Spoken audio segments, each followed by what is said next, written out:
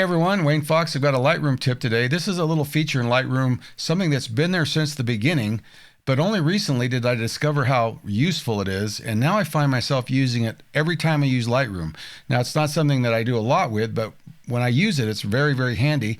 So I thought I'd share it with you. Maybe you already know about it, maybe use it all the time. If not, I encourage you to kind of play with it and see if it might help you in your workflow. Anyway, let's take a look at it. What I'm talking about is down here in the film strip. In the film strip, we have this section which tells us quite a few things. It tells us where we're currently at as far as our library, it tells us the file name of the currently selected file. If I scroll down in the film strip, it actually tells me the file name of the file that I've hovered on. If I have a selection of files down here and I don't have the cursor over one, it's going to be showing me the title of the one that's what's called most selected, which, as you can see, this one has a wider border than the others. So yeah, kind of useful, but what's really useful in this is this little triangle right here. If you click on this little triangle, you get a little menu. This menu has 3 sections. If you take a look at the first section, you'll notice that it pretty much matches what's in the catalog section.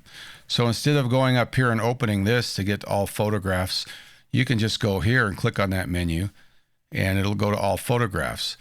It has also the other items, and there's a couple in here that aren't in that menu. You'll notice that here I have all synced photographs, which is the same, but now I have all sync errors and sync duplicates, and those aren't in that menu. But quick collection and previous import are. The previous process photos up here I don't think is very useful. All that tells you is out of the 14,000 in this particular Lightroom library, 10,000 of them have had something done in the develop module. I think that's all it tells you. Why you would ever want to see those 10,000 at the same time, I'm not sure. But let's talk about the other sections real quick.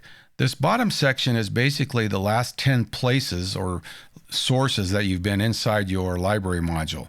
So if you've ever been working on something and you want to go back to it, for example, if you had made a collection and you were adding some pictures to it because you wanted to do a slideshow and you wanted to go back to a folder to add to that slideshow that you were at earlier, I used to do the Command Z a bunch of times to go backwards, and all you've got to do is just click here and say, oh yeah, this is the folder I wanted, and boom, you're right there.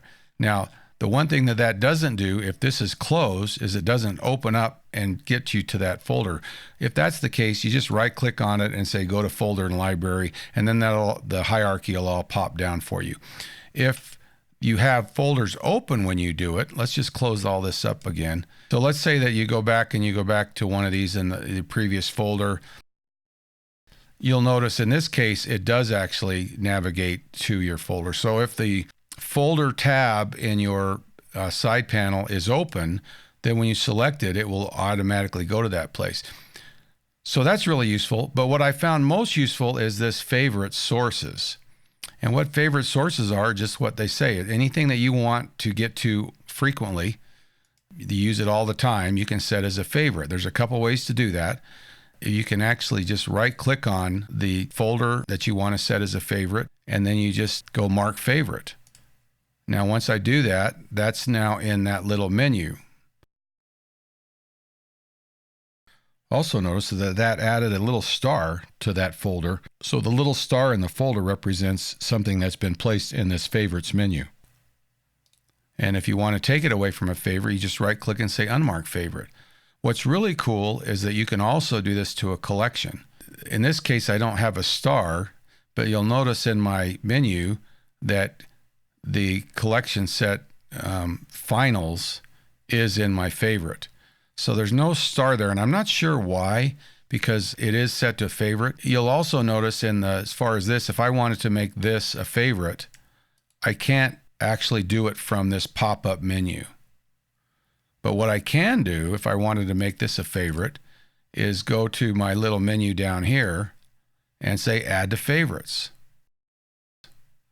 And now when I click on that menu, photo deck is now the one that's there. I must not have anything in that.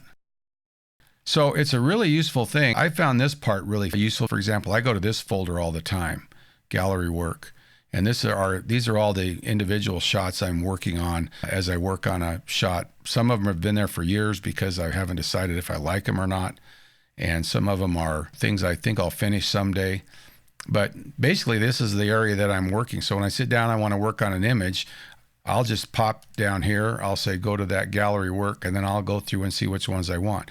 I also use this one a lot because these are all the ones that I actually have on my website. And these are images that typically I'm printing for customers that purchase or doing other things with. So anyway, it's really a cool little menu, especially when you understand what the favorites do. And anytime you want to go back to where you were, it's really quick once you remember this. I knew it was there, but I never really used it. Once I started using it, I actually use it all the time now because I find myself often wanting to go back to a folder I looked at a few minutes ago for some reason, whatever the reason might be. And I would just go back and find it again. And instead of just, bam, just go here and there you are, you're at that folder. Well, that does it. Nice, quick Lightroom tip. Hope that is something you might find useful. I know anything that saves you even a fractions of seconds in Lightroom is useful because, let's be honest, we're in Lightroom a lot of the time trying to manage our files and to work on our files. Anyway, hey, thanks for watching the video. Make sure you hit that subscribe button down there and the notification bell. And also, if you like the video, please hit that like. Sometimes it helps me get a little bit better ratings on YouTube and get recommended more often. Anyway, hey, thanks for watching, and I'll see you next time.